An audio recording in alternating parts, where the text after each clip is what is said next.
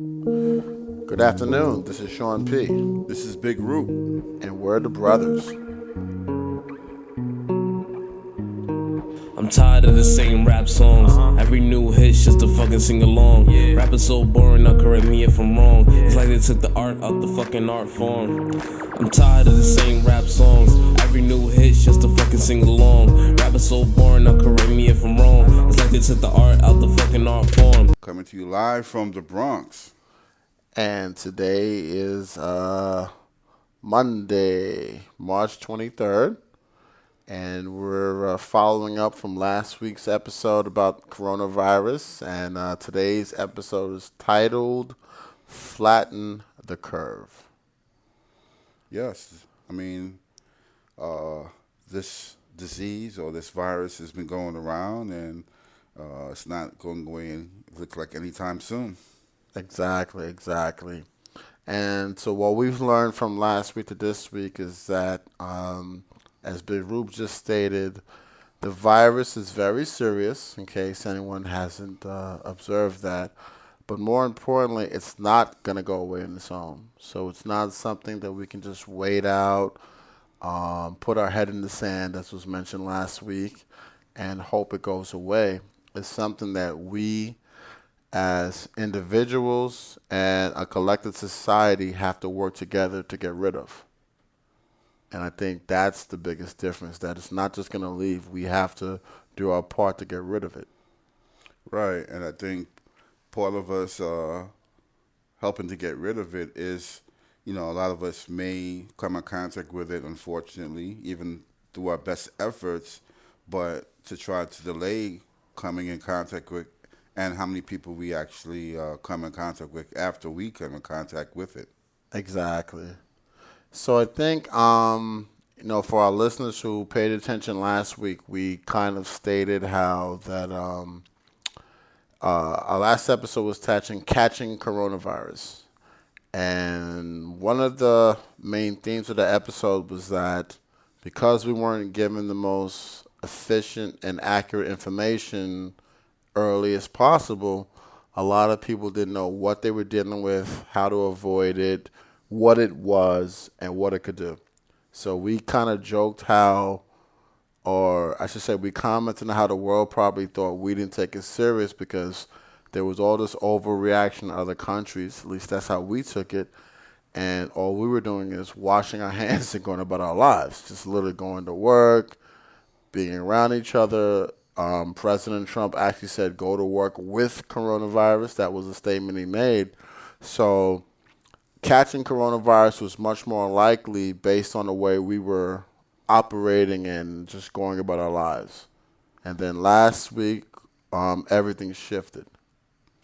Yeah, I mean, they started talking about staying 6 feet away from other people, uh, trying to stop the going outside, stop public gatherings. I mean, they've closed schools, they've closed a lot of stores, a lot of institutions. People have been told not to go to work, work from home if possible. People have been laid off and they're home now with no income. A lot of stores have closed that you can't go to if it's not essential. So, I mean, we've seen a big shift from even last 10 days compared to now. Exactly, huge.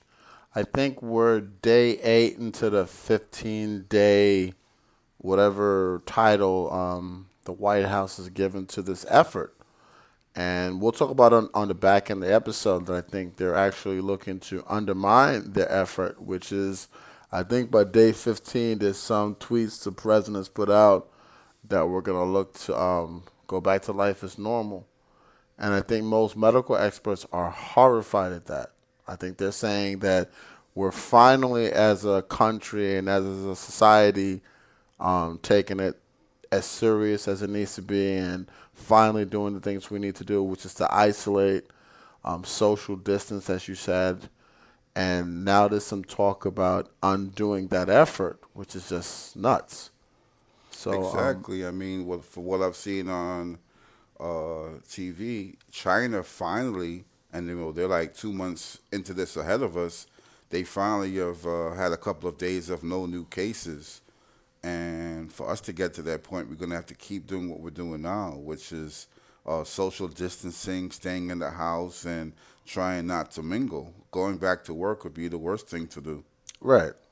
And it just makes no sense that it's even said, certainly not based on some arbitrary number that's given, say 15 days. You'd say that, no, once we can monitor and measure society, measure the spread of the disease, and see that the numbers are going in the direction you want, that's when you would consider making changes, not based on any arbitrary stat. So, I think the main efforts with Flatten the Curve, as you stated earlier, Big Group, is that there is no cure, there is no vaccine as yet, and the most effective way to deal with the virus is to not catch it. Exactly. And the most effective way for us as a collective society to deal with this is for it not to spread. Right. So to do that, try to stay away from other people. Stay in your house. Exactly. Quarantine yourself. Right. So the reality is that the virus is very contagious because we have no known immunity for it. So basically, it's a new virus or new version of the virus. So no one's been immune. So what happens is that immediate contact is causing many people to catch it, and it's spreading. And then depending on people's individual health status, it's having a mild effect or a very serious and deadly effect. And so the best individual strategy so far and collective strategy is literally to try not to catch it, and if you catch it, to isolate yourself, quarantine yourself so you don't give it to other people. So Flatten the Curve is literally saying stay away from other people, and that should minimize the spread of the virus. Like literally just don't let the virus keep jumping. And I don't understand it. I want something good to listen to. I demand it. All the real artists on another planet, and me, I'm the last MC still standing. Right. And from what I understand, the reason why that's very important, if we limit the number of people that are getting it at any one time, then we won't overcrowd the hospitals, which means that everybody who does have it can get adequate treatment and be able to survive, as opposed to having a rush on the hospitals and we're overwhelmed, and then people who go with even regular ailments won't be seen because the hospitals are so overcrowded and there's not enough beds for everybody to get seen. Exactly. And the main thing with any virus, just in general, a little biology lesson, is that viruses have to find a host, an organism that they can live within. And if they're not able to do that, they die. So literally by not giving a virus a chance to jump, that does kill the virus because they're looking for hosts to infect, to basically procreate, to continue to expand. And if you don't give them a host, then they die. They can't live without a host. So even if it's in someone else, let's just take it the worst case scenario. Somebody has coronavirus, they're in their house all by themselves. It gets really, really bad. No one's there to help them. They pass away. And guess what? The virus passes away with them. That's Right. it. Had no place for it to go. Right. But if somebody comes in to check on that person, the virus has an opportunity to jump to someone else to live again. That person then leaves. The virus has the opportunity to travel with that person, meet someone else in the elevator, jump again, and continue. So literally, by isolating ourselves is the best way of killing off the virus individually and not letting it jump. So that's the goal. That's the strategy we've been given. So there's been some reports over the last couple of days, over the weekend. New York City is basically one of the few states that has implemented mandatory work from home license. I forgot what the terminology is, where literally if you're not essential, so no non-essential businesses and workers can leave their homes. So in other words, if you're not an essential employee, stay at home. If you need to go out and get supplies from an essential location as a hospital or not a hospital, excuse me, Grocery store. supermarket, grocery store, gas station, fine. But other than that, stay at home. You're not supposed to work. And apparently, the governor and the mayor have been saying that a lot of people haven't been paying any attention to that. They've been going to the park, they've been socializing, playing team sports, and not practicing social distance. So I don't know if it's accurate or not, but the U.S. Surgeon General said that this is supposed to be either the worst week or expect this week to be really bad. Yeah, because a lot of people are taking it as a vacation from work, and then we can go out and, like you said, play basketball, football, and you know, gather socially where we shouldn't. Right. And I think most of us are, I would say shocked, but that's probably not the right word. But I think the truth is we've, um, like you said, over the last 10 days, there's been a big change. We went from being very calm and, I guess, not worrying to realizing this is a very serious situation and our lives or our routines shifting. And some people seem to be holding on to this old routine right now that I can do everything I was doing before and nothing should change. Nothing should happen. Yeah, I think a lot of that comes from leadership. Like you said, originally the president was adamant that you can go about your regular life, daily activities without any change. Just wash your hands and everything should be fine. And so a lot of people think that that was the correct advice in the beginning, and they're not really taking it as seriously as they should, as to catching it or passing it on to more vulnerable friends or relatives, or even the fact that we can have an overload of our hospital system. That's true, but I do think that some people have, or there's been a change in the communication. Like I just mentioned before, the ironic part is that the president seems to almost be undoing the good things that he did do, even though it took him longer than necessary to get to that point. He got to the point where, okay, everybody has to take it serious and stay home and isolate.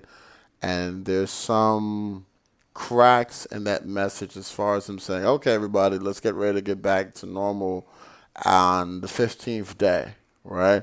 But in the interim, people have heard from the mayor. Let's just limit it to New York City for a minute. From the mayor of New York, from the governor of New York, stay in your house, stay away. If you have to go outside, keep away from people. And in the terms that we're using, don't let the virus jump from one person to another.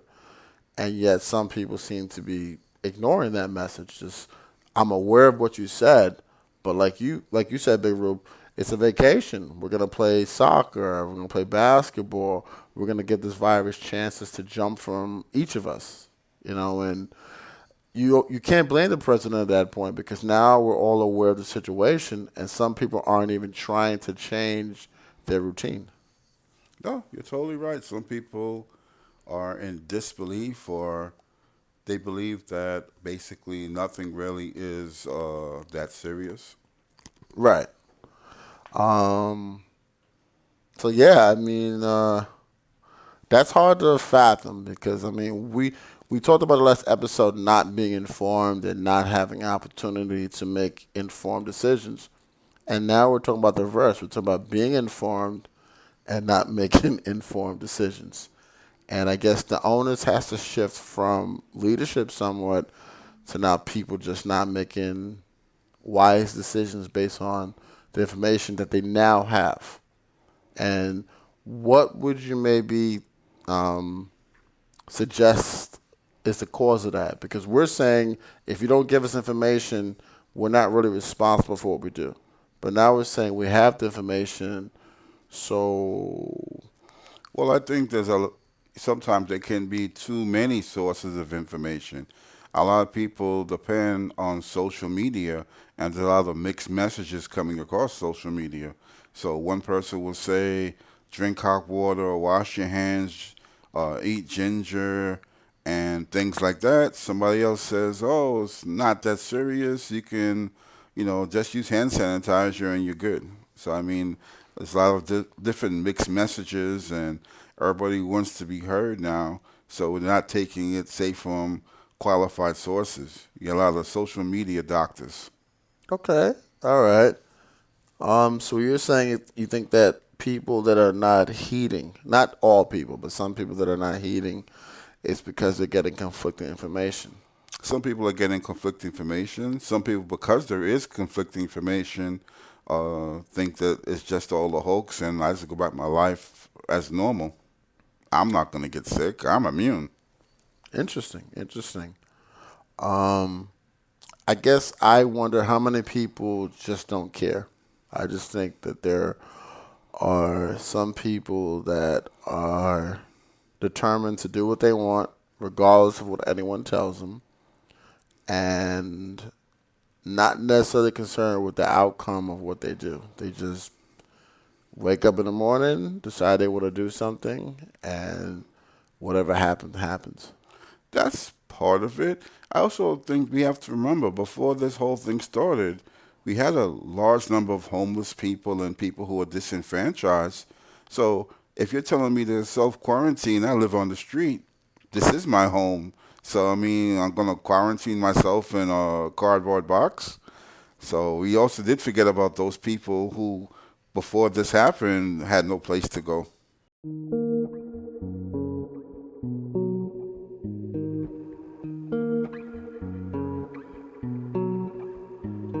That's a great point. That's a great point, Big Group. You're right. There are people that are homeless and can't stay at home for that reason.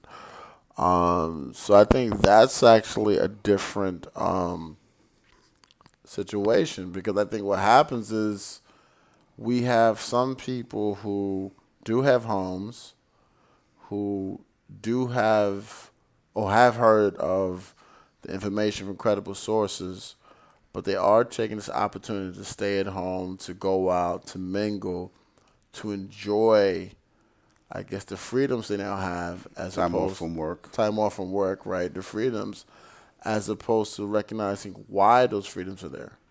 So the reason this episode is called Flatten the Curve is because we want everyone to do just that, to flatten the curve. Because both on the individual level, right, nobody should want to get sick. And nobody should feel that if they get sick, it's not going to really hurt them or impact them. The reality is any one of us can die from this disease. So it should be everyone's personal goal to not get it just so you don't die, right? It could be a very selfish goal, but I don't want to get disease because I don't want to have a hard time breathing and I don't want to die in a very painful way. And if we take that approach to it, we'll also do as Rupert, Big Rube said earlier, we'll minimize the ability for the virus to jump. Because that's how viruses operate. Neither one of us is a scientist, but keeping it very simple, the way you could tell children, viruses jump from person to person, host to host, because they have to. They can't live otherwise. So they're literally looking for some way to survive. So we can do the reverse of the virus, and by not letting them jump from host to host and protect ourselves and all of us by literally depriving the virus of an opportunity from jumping to host. So I think that's why we're trying to emphasize flatten the curve. That's the emphasis of all of the powers that be in the situation. Flatten the curve. Keep your distance. Don't let the virus jump from person to person. It'll eventually die out if it doesn't have a chance to spread. And right now, the reverse is happening. People are letting it spread, and this is why the virus is continuing. We need to stop the virus from jumping from person to person and not spreading. Definition, flatten the curve. Definitely. That's our best way to shorten how long we're going to have to go through this inconvenient time. Exactly. So, there's a lot of data out there, a lot of information. As Big Rube said, too much information sometimes isn't a good thing. It confuses people. But we did come across, I should say, Big Rube and his wife came across some information 10 steps, and I like to give things titles. So I took the 10 steps that Big Rupe and his wife shared, and Big Rupe always updates our Facebook page, The Brothers, and I'm sure he's going to put this information up there for anyone who would like to have a resource of how they can hopefully fight the coronavirus. And this in no way is medical information. This is not scientific. This is not us replacing the information from the authorities. This is just supporting it and giving action steps of things that we can do. So the steps that was shared was, and I like to call it coronavirus fighting steps. Not to make it all crazy, but just a way to fight the virus. And number one is drink hot liquids often, coffee, tea, even warm water. I think it's suggested drink warm water every 20 minutes. So the ironic thing is I've been drinking water throughout the day, but cold water. And I guess specifically in response to this virus, it's better to consume hot and warm liquids because you can wash any unwanted material that might be in your body into your stomach. So that's one I would say. Drink hot liquids.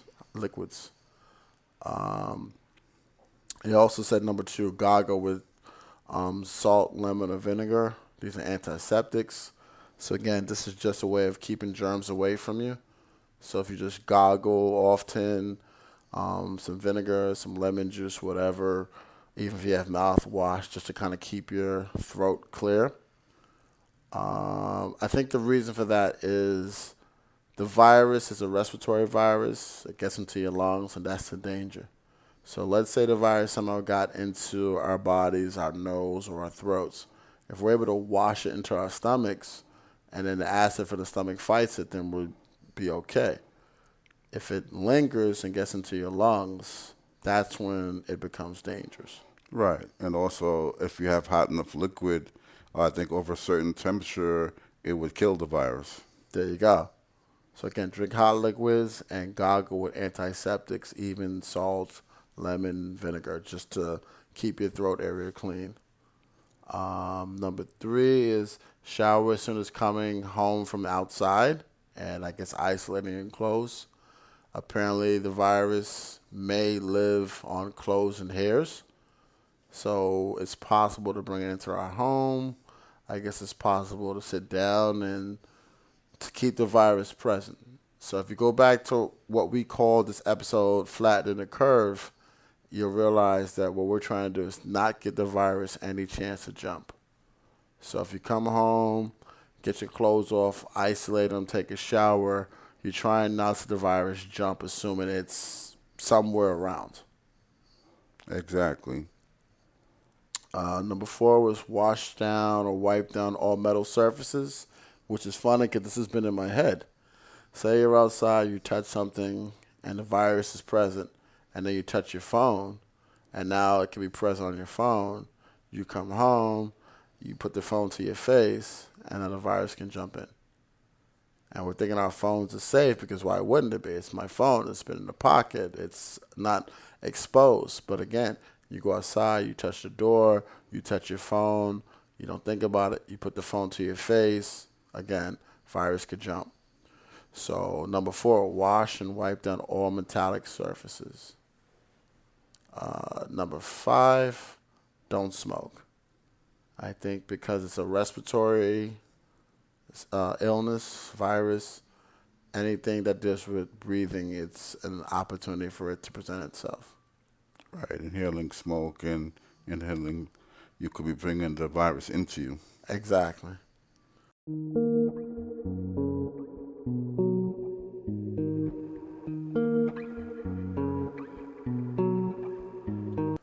Number six, wash hands every 20 minutes with soap. Simple. If the virus is around, try to kill it. Don't let it jump. So just for no reason at all, just get up, wash your hands, and soap up your hands. And it's probably not present. Might seem a little paranoid. But again, flatten the curve. Don't let the virus jump. Number seven, eat fruits and vegetables. I don't know how Big Root feels about that. But Just try to build up our body's immune system, which is not just vitamin C. It's also, I think it's ionization. I forgot the exact terminology. Oh, zinc. Yeah, zinc. Zinc ionized. So basically, if you make your body as healthy as possible, it makes it harder for the virus to use you as a host. So basically, viruses look for weak hosts.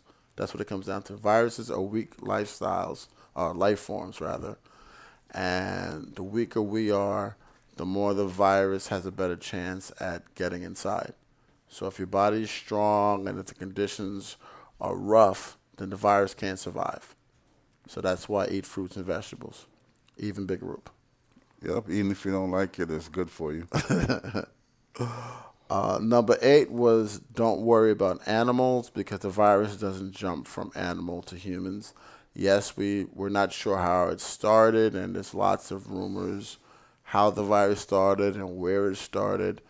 But I guess the most recent news is not to worry about animals.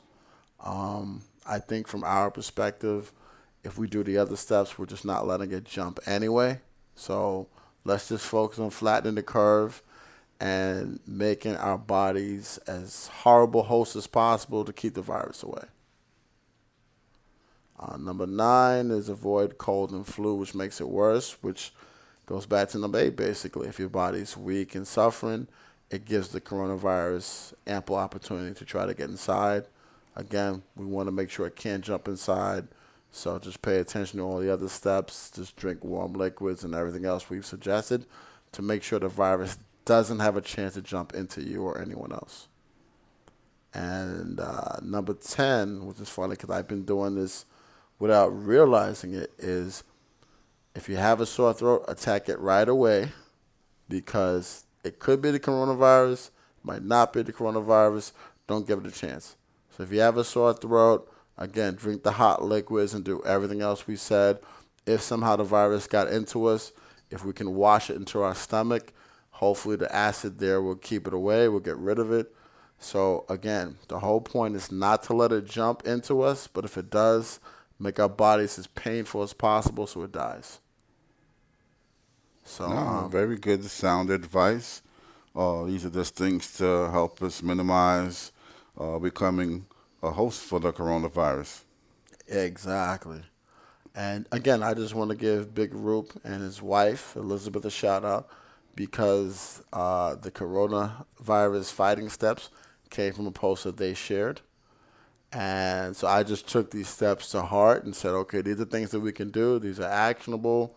They support what we're being told to do as far as isolate, but they give us even more of a fighting chance. And that's why, with Big Group support, I wanted to make sure we share them with our listeners because ultimately, I don't know if people are taking this serious, but this is life and death, and this is probably the biggest thing that we're all facing that we can do something about. When we go to war, most of us aren't in the military, so we can't do much about it. And if there's a natural disaster, we have no control over that. But this is something where it is a global pandemic. It is affecting life around the world, yet each of us has a chance to fight it. And if we don't do that, we can say that each of us is letting down ourselves and the whole world. And how many times can you say you failed the world? That's very true. And right now, if we're being irresponsible and not doing anything to try to minimize the threat, then we're failing the whole world, right? We could actually be making people die. So I think everyone should have some level of awareness how serious it is. It's true. I mean, we've had different events that have happened over the last 20 years, but this is probably something that's touching everybody in the country. It's not like an isolated incident that's to one population. No, the country and the whole world. I mean, this is a global pandemic. This is something where hopefully 100 years from now, our offspring and future generations will read about it and read about how we fought against it and how we came together to do the right things to, flatten the curve. Definitely. So, Big Roop, we always end our episodes, our podcasts, with a call to action. So, is there a call to action you'd like to share with our listeners? Be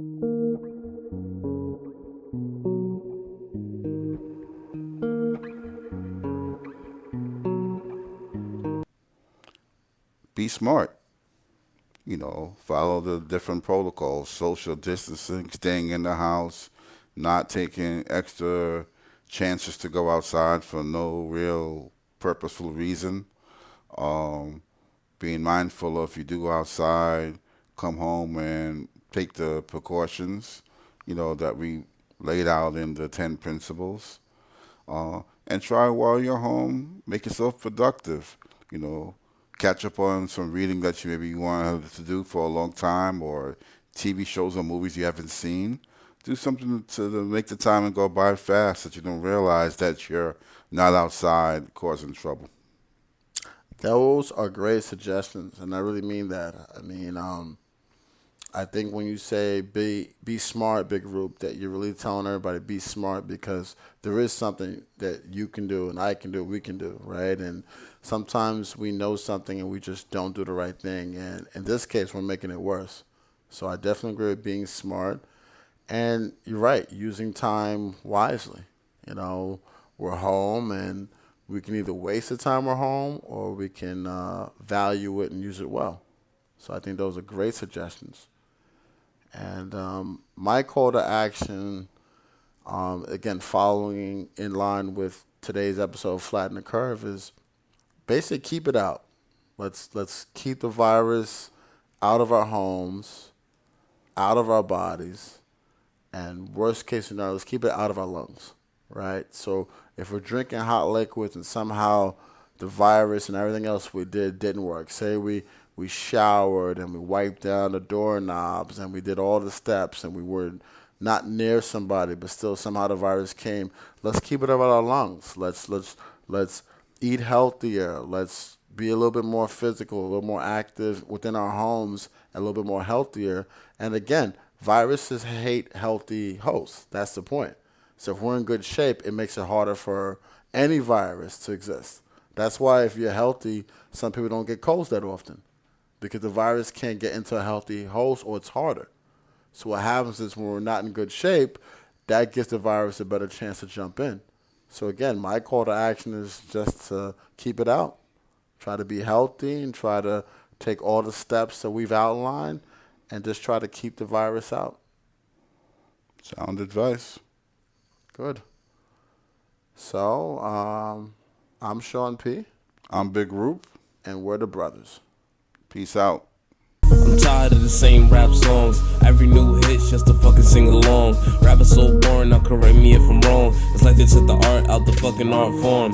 What's going on, man? I don't understand it. I want something good to listen to, I demand it. All the real artists on another planet, and me, I'm the last MC still standing.